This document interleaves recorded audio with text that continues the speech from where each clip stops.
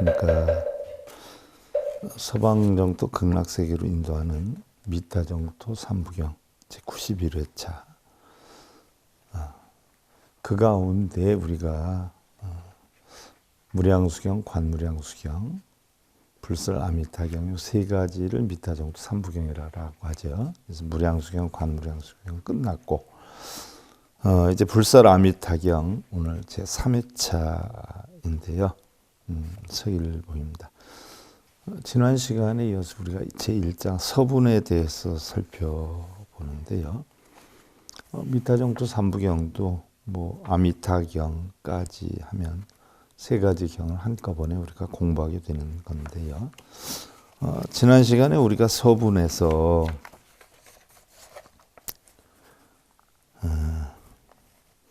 법회 증증분, 법회를 열다 가운데 이와 같이 나는 들었다. 어느 때 부처님께서 사위국 기수급 고도원에 덕망이 높으신 큰 비구스님 1250인과 함께 계셨는데 이들은 모두 위대한 아라한으로 널리 알려진 선지식들이었나니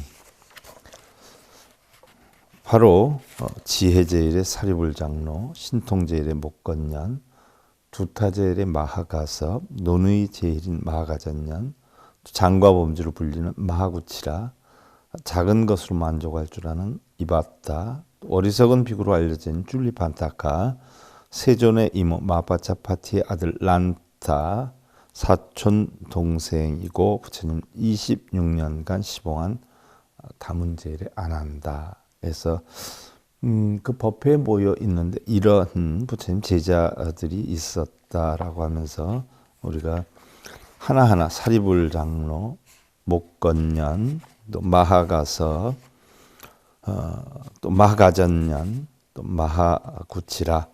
마하구치라는 사리불 존자의 외삼촌이죠. 또 이바다, 또 주리판타카, 또 난타, 또 아난다에 대해서 쭉 살펴봤어요. 그리고 이제 오늘 이어서 서분에 그 모여 있는 제자들에 대해서 쭉 이렇게 누가 모였다 했는데 그 한 부분 한 부분을 다 소개를 해드렸어요. 지난 시간에 이어서 오늘 라훌라 교범 바제 빈두로 바라 다가류타 이마하겁빈 나박 구라 아누루따 여시 등 제대제자 아니라나 무후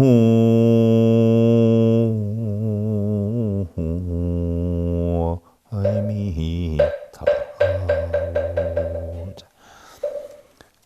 밀행 제1이고 부처님의 아들인 라후라, 또 우상 비구라 불리는 교범바제, 부처님 열반 후에 중생을 교화하기 위해 세상에 머물러 있는 아라한 빈드로파라타, 또 흑신비구라 불리는 가루타이, 또 지성숙의 제일인 마하겁빈나, 장수 제일인 바쿠라, 또 천한 제일인 아누루따 등 모든 큰 16제자들과 자, 요 16제자들이 16나한들이죠. 16나한들 우리가 알고 있는.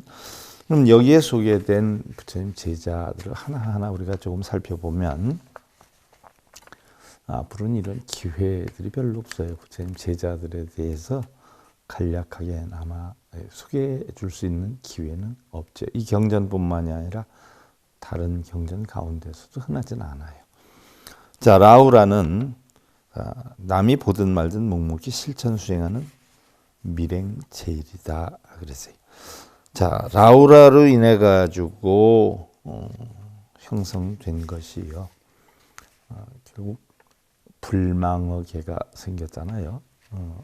부처님 온천에 계셨는데 부처님을 친견하러 오는 사람들이 있을 때 부처님이 저 위에 있으면 아래에 있다 거짓말하고 아래에 있으면 위에 있다 거짓말을 해서 그 놀리는 데 재미를 들여가지고 부처님한테 혼을 맞지요. 그래서 물그릇에다 물을 떠오노라 해가지고 거기에다 발을 씻은 다음에 이 물을 네가 먹을 수 있느냐? 더러워져서 못 먹습니다. 그러죠. 그리고 물을 쏟아버리고 그 물그릇을 발로 툭 차니까 떼굴떼굴 굴러갔는데 부처님이 라우라에게 너는 이 그릇이 깨질까 염려를 했느냐? 안 했습니다. 왜 안 했느냐? 그릇이 이미 오래된 것이고 발을 씻은 그런 물이 담겨있던 그릇이었기 때문에 그랬습니다. 라고 했더니 부처님이 너도 또한 그렇다. 비록 너는 부처님의 아들로 출가를 했다라고 하지만 네 자신이 바른 성실함을 갖추지 못하면 저 더러운 물이나 그 그릇과 같이 취급을 받을 것이니라. 그래서 그때부터 라우라가 정신 차리고 수행을 했지요. 그 거짓말을 작은 거짓말이다라고 하고요. 승려들이 미후강변에 가서 안거를 할 때 나는 깨달았다. 중생들의 소원을 성취시켜 줄 수 있으니까 와서 기도해라. 빌어라. 그러면서 결국은 시주를 받아서 풀을 누리고 살았어요. 다른 승려들은 카시아도 한두 개뿐이 없는데 카시아 50개, 100개씩 해가지고 카시아를 들고 다니는 사람이 있을 정도로 그 당시 가장 비쌌던 소금이나 향 같은 걸 시주를 받고 한 가지 소원 이루게 해준다. 너희 원하는 소원 다 이루게 해주겠다. 나는 깨달았다. 그렇게 해가지고 그것을 큰 거짓말이 돼서 부처님이 차라리 구리수의 즙을 먹을지언정 거짓말을 해서 중생들이 시주한 돈을 먹어서는 아니 된다. 도둑 중에 성을 빼앗고 가정을 파괴시키는 그러한 도적들보다 더 나쁜 도적이 승려로서 거짓말을 해서 뭘 이루게 해주겠다. 원성치를 해주겠다. 해서 그 받은 돈으로 자기의 영리를 목적으로 한다면 이것은 승단에 존재할 수가 없다라고 해서 파이아틱하다 해가지고 제일 우리 불교 교단에서 처음 만들어진 게 불망어계죠. 그래서 뭐 요즘 절에도 보면 한 가지 소원을 이루게 해준다. 뭐 내가 이거 소원 성취 시켜줄 테니까 기도 접수해라, 천도제라. 이거 다 파이아틱하예요. 부처님법에는 그런 사람은 승려의 자격을 지닐 수가 없다. 파이아틱하, 단두죄죠. 목을 쳐야 된다. 라는 죄인데 그렇게 해서 절절마다 돈을 벌어들이는 데가 많죠. 잘못된 건데. 그때부터 라우라가 수행을 하기 시작해가지고 밀행제일이 됐죠. 부처님 출가 전에 야소다라와의 사이에 태어난 아들이죠. 정 부인에게 태어난 아들이에요. 장애가 되었다는 의미로 라우라라. 아기가 태어났을 때 그 당시에는 아들이 없으면 출가가 아니 되었죠. 그때에 아들이 태어났어요. 그랬더니 부처님이 온천탕에서 목욕을 하고 있을 때 아기 태어났다는 소식을 듣죠. 그러자 그 소식을 듣고 라우라 했단 말이죠. 장애 이랬어요. 라우라가 장애라는 뜻이에요. 두 가지 뜻으로 해설이 됐죠. 내가 이제 출가하려고 그러는데 너 태어나서 내 걸림돌이구나 하는 한 뜻의 장애. 아니면 또 하나는 아들을 낳은 자만이 출가할 수 있다는 그 당시의 풍습으로 봤을 때 내가 그동안 출가를 못했던 그 장애가 풀렸구나 해서 장애라고 했다는 설이 있죠. 그래서 바로 그 라우라로 이름을 지었는데 석가가 성도의 카피라 성에 돌아갔을 때 이틀째 되는 날 쏜다라 난다를 출가시키고 라우라는 7일째에 바로 목련 존자에게 머리를 깎게 하고 사리불에게 라우라의 스승 계사가 되게 해서 30개를 주라 하면 출가를 시켰다라고 하죠. 이때 생긴 게 바로 뭐예요?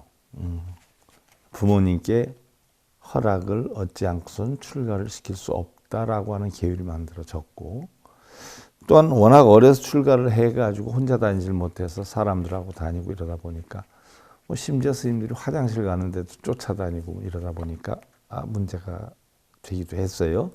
수행에 방해가 된다 해서 삼위와 승려는 함께 다닐 수가 없다는 신삼위 동행계가 만들어지기도 했죠.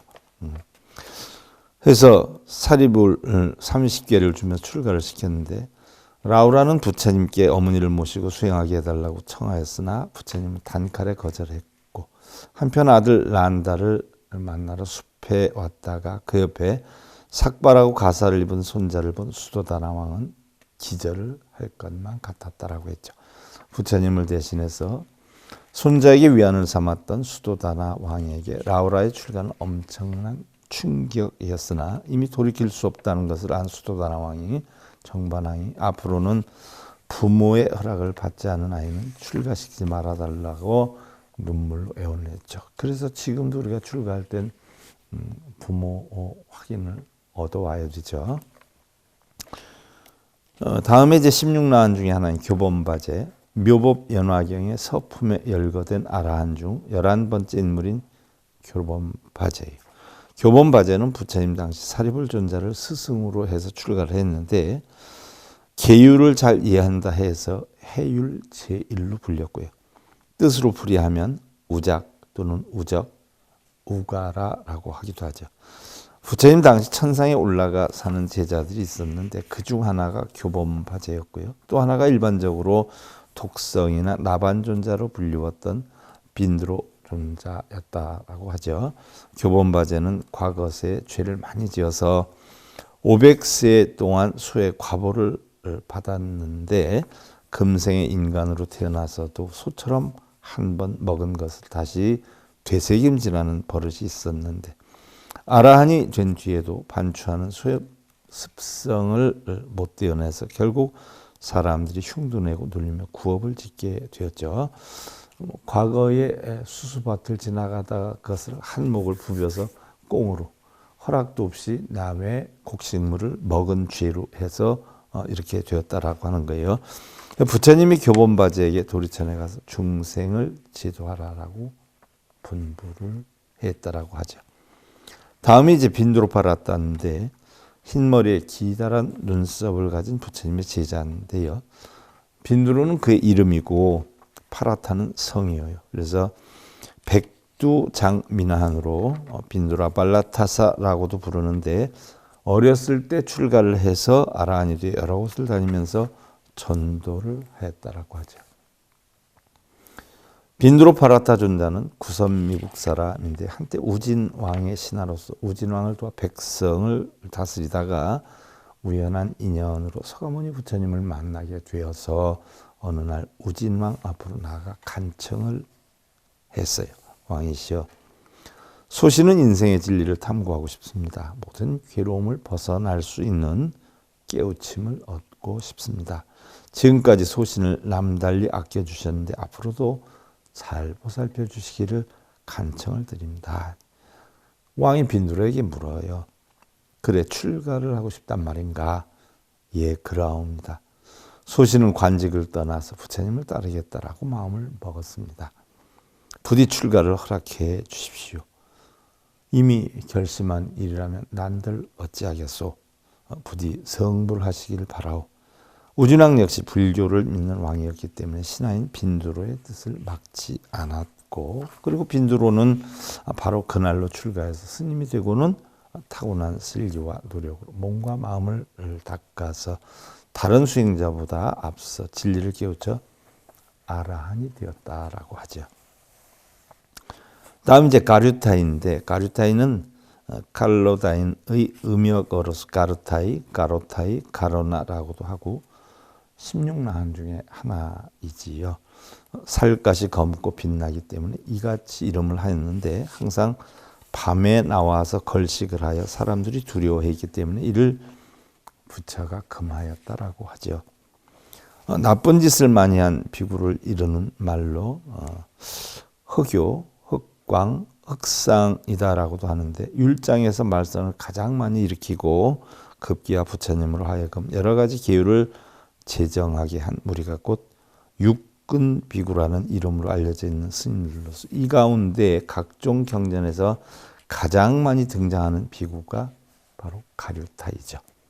이런 까닭에 예로부터 승단의 문제를 잘 일으키는 사람을 일러서 가류타이와 같다는 표현을 사용하기도 했고요. 그런데 가류타이는 비록 문제였지만 부처님께서 귀중하시고 경계하신 일에 대해서는 다시는 범하지 않았고, 부처님께서 꾸중하시고 경계하신 일은 다시 범하지 않았고, 또한 자신이 저지른 일에 대해서도요, 숨김없이 솔직하게 고백하는 성격을 지녔다라고 하고요. 다음이 이제 마하겁빈나인데, 마하겁빈나는 꼬꾸따와띠라라고 하는 작은 나라의 왕이었는데, 부처님이 출현하였다는 소식을 듣자 왕위를 버리고 부처님을 찾아가서 아라한이 되었어요. 자, 왕의 자리까지 버리고 부처님 찾아가서 제자가 됐다는 게 사실은 쉬운 일은 아니죠. 그의 아내 안호자 왕비도 남편을 따라 출가하여 결국 예류자가 되었다. 수다원, 사담, 아남, 아라한과에서 수다원가를 얻었다는 얘기죠. 마하겁빈나의 존자는 혼자 삼매 드는 것을 즐겨 했는데 부처님의 권유로 설법을 하였을 때 1000명의 비구가 모두 아란이 되었다라고 하죠. 그래서 부처님께서는 그를 비구들을 교계하는 데 으뜸이다라고 칭찬을 하셨는데, 부처님께서는 비구들이여, 저 비구는 큰 신통력이 있고 큰 위엄력이 있다. 그리고 저 비구가 얻지 못한 선정을 찾기란 쉽지 않다. 그는 좋은 가문의 집에서 나와 위없는 청정 범행을 이루어 스스로 최상의 지혜를 구족하고 실현하고 있다. 가문을 신뢰하는 사람들 가운데는 크시아 트리아가 단연 으뜸이고, 천상의 신들과 인간들 가운데는 밝은 지혜와 실천을 구족한 자가 단연 으뜸이니라. 태양은 낮에만 비추고 달은 밤에만 비추며, 크시아 트리아는 갑옷을 입어야 빛나고 바라무는 명상을 해야 빛나지만, 깨달음을 성취한 자는 온종일 영광으로 빛난다라고 하였고요. 마하겁빈나는 천문역수에 능통하여서 서가모니 제자 가운데 지성숙제일이다라고 하였고요. 이때서부터 점성학, 천문학 이런 게 발달이 됐다라는 걸 알 수가 있죠. 교살라에서 태어났고요. 겁빈나, 가빈누, 금비라라고 하고 한역으로 방숙이다라고 하기도 하죠. 다음 이제 박구라인데, 박구라는 박구로라고도 쓰이고 하고요. 선용, 위형이라고 번역을 하는데, 부처님의 제자로서 얼굴과 몸매가 매우 단정하고 한 번도 앓은 일이, 아팠던 일이 없었던 그런 무병제일로서 항상 여러 사람을 피하여 한적한 곳에서 수행하기를 좋아했다라고 해요. 어렸을 때 계모의 손에 5번이나 죽을 뻔했으나 다행히 면했는데 160세까지 살아서 불제자들 가운데 가장 장수했던 장수제일이다라고 불리기도 하죠. 박구라 존자가 왕사성의 중림정사에 있을 때 제가 시절에 친구가 찾아와 그에게 물었어요. 박구라여, 그대는 불교를 배우게 된 지 몇 년이나 되는가? 라고 했을 때 벌써 80년이나 된다. 박구라여, 80년 동안 그대는 여성과의 관계를 갖지 않았었는가? 이렇게 묻자, 그렇게 묻는 사람은 없었다. 욕망의 마음을 일으킨 적이 있는가 하고 물어라. 그럼 박구라여, 다시 묻겠다. 그대는 욕망의 마음을 일으킨 적은 있는가? 박구라는 이겨도 이기는 하지만 예전에 친구에게 대답을 했어요. 벗이여, 나는 티끌이나 때가 낀 옷을 입고 이미 80년이 된다. 지금까지 신도가 공양해 준 옷을 입은 적도 없다. 신도의 식사 초대를 받은 적도 없고 여성의 얼굴을 본 적도 없다. 또한 80년 동안 한 번도 병에 걸린 적도 없고 약을 먹은 적도 없다. 나는 출가해서 7일간은 욕망의 마음이 움직여 신도의 공양을 받기도 했지만 8일째 깨달음을 얻고부터는 욕심을 일으킨 적도 분노의 마음을 가진 적도 없다. 이교도의 행자였던 예전의 벗은 이것을 듣고 감동을 해서 불문에 들어가 수행한 결과 마음의 문을 열었다. 마음의 눈, 즉 해안을 열었다. 박구라는 생전에 늘 자신은 타인의 공양을 받기에 적당한 존재인가? 라고 되물었다라고 하지요. 과연 나는 다른 사람의 공양을 받아도 적당한가? 우리가 다시 한번 되새겨볼 문구이기도 해요. 요즘 승가에도 물질이 모든 것이 되어버린 시대에 어느 의미에서는 가장 불제자다운 불제자였다라고 말할 수도 있죠. 다음 이제 아누르따인데, 아누르따는 아나율, 아루따, 아누타, 아누르따, 아니루따, 아나율다로 인과법에 능통한 천안제일의 제자죠. 천안통을 얻었죠. 천안통이다라고 하면은 뭐 안 못 본 사람이 어떻게 천안통을 얻었을까? 이렇게 생각할 수도 있어요. 왜 천안이다라고 하면 눈 한자를 쓰니까 다 흔히 이렇게 보는 줄 안단 말이죠. 그 천안통이 인과법이에요. 서가족 출신으로 서가가 성도한 뒤 고향에 돌아왔을 때 난다. 서가모니 부처님의 이복 동생이죠. 아난다. 서가모니 사촌 동생이죠. 함께 출가를 하였다. 아나율 존자는 정반왕의 동생인 곡반왕의 둘째 아들로 바로 부처님과 사촌 형제간이죠. 부처님의 사촌 동생이다. 출가를 결행할 당시 하나뿐인 형 마하남도 출가를 하려 했지만 형과 상의해서 한 명은 대를 잇기 위해 나고 아나율 혼자 출가의 길을 떠나기로 했는데 그의 어머니가 결사적으로 만류를 하였다라고 하죠. 그러나 아들의 결심이 단단하여서 마침내 서가족에서 장래가 촉망되는 뛰어난 젊은이였던 밧디아가 출가를 한다면 허락해 주겠노라라고 약속을 해요. 그 어머니는 밧디아가 출가하지 않을 것이라는 생각에서 그렇게 했는데 아나율은 끝내 밧디아까지 설득해서 출가를 하게 되는데 제바달다와 궁중 이발사인 우바리와 함께 하게 되죠. 제바달다가 이때 출가를 해요. 제바달다도 사촌 형제이죠.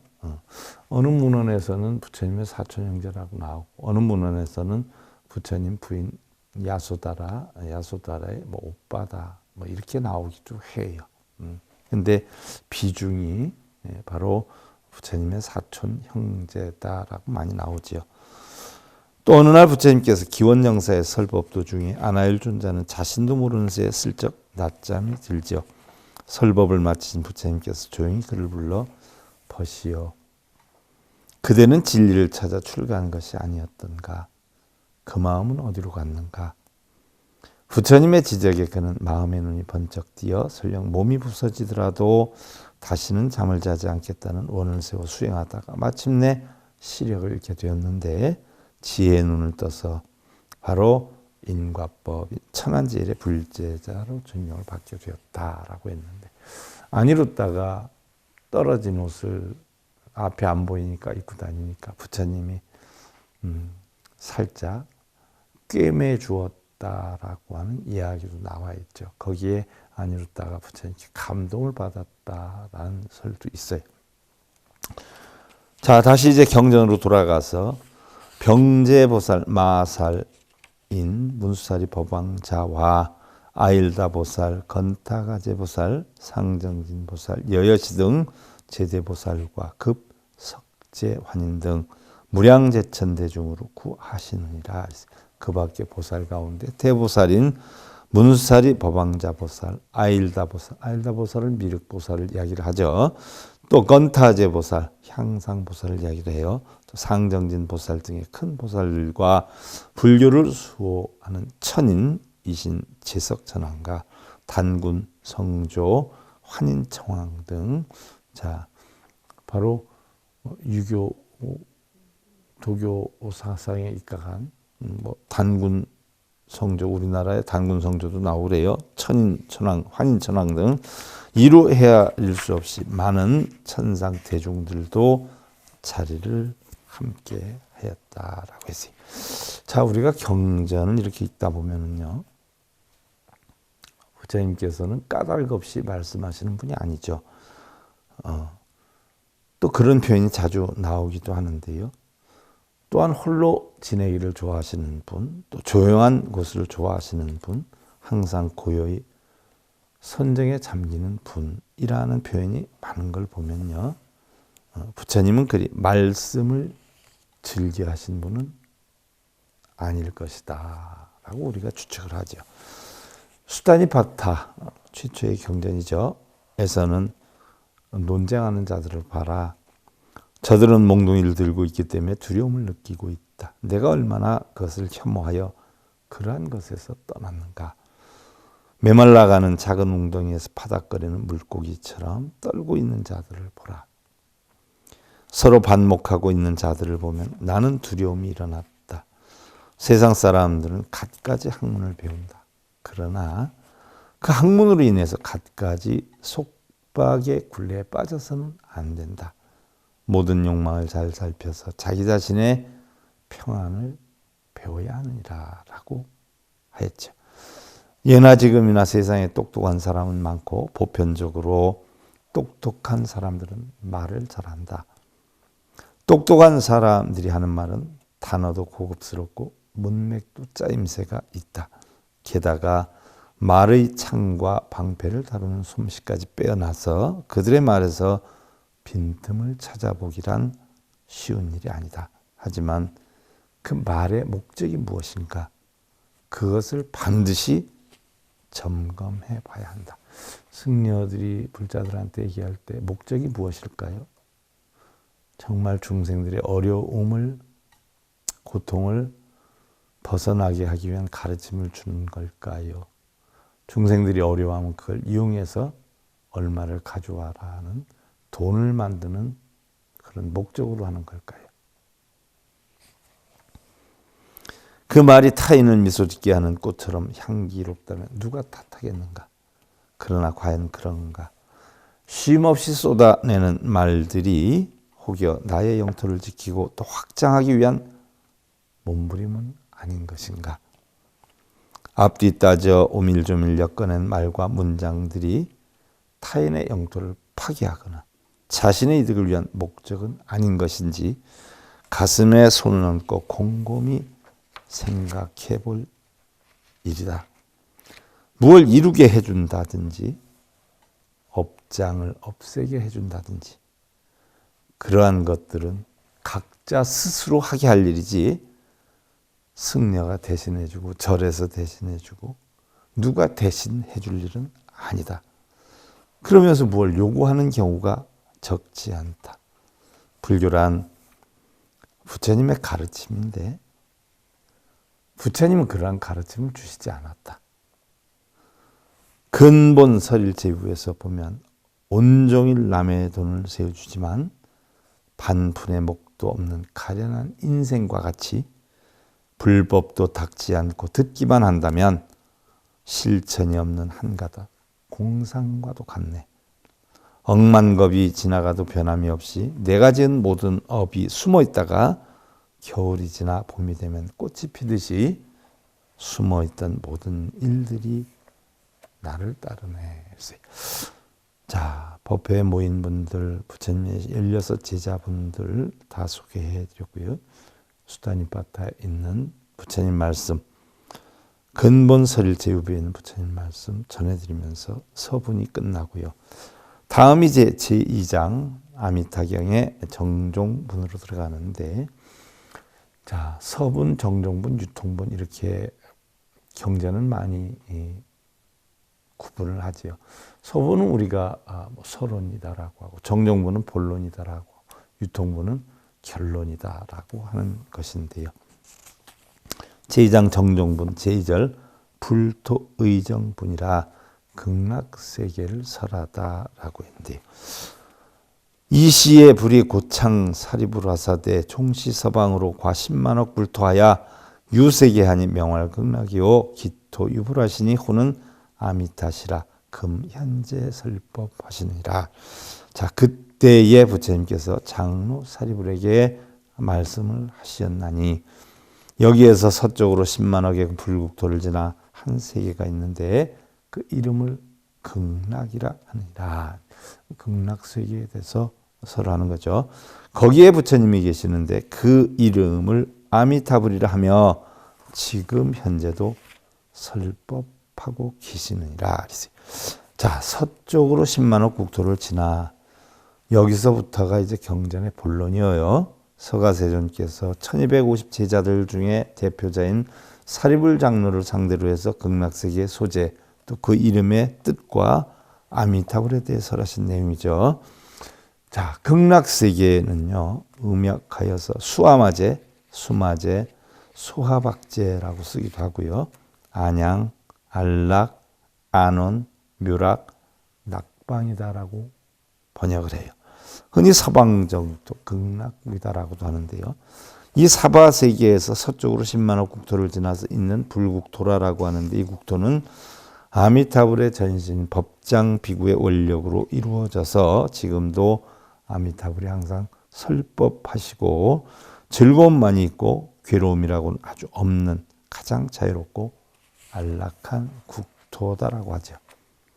누구나 지성으로 수행을 하면 극락에 날 수 있다라고 하는데요. 이 정토는 법장비구가 오랜 동안 보살도를 닦은 인행의 과보로 얻어진 보토인가, 아니면 아미타불이 중생을 제도하기 위하여 방편으로 이루어놓은 응화토인가, 또한 서방에 실제하는 것인가, 아니면 중생들의 마음인 중생심에 있는 것인가 하는 논의가 끊이지 않고 있는데요. 자, 오늘은 여기까지 살펴보고요. 여기에 대해서 다음 시간에 이어서 살펴보는 것으로 하고요. 정도삼부경 91회차, 불설 아미타경 3회차 서일보겠습니다.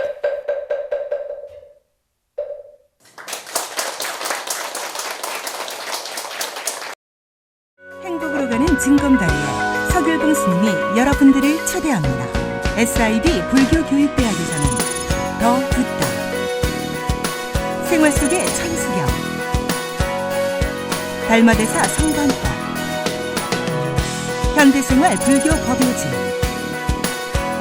불교학개론, 성찰스님 백일 법문 등을 비롯한 다른 불법, 다른 진리, 서길봉 스님의 SIB 불교교육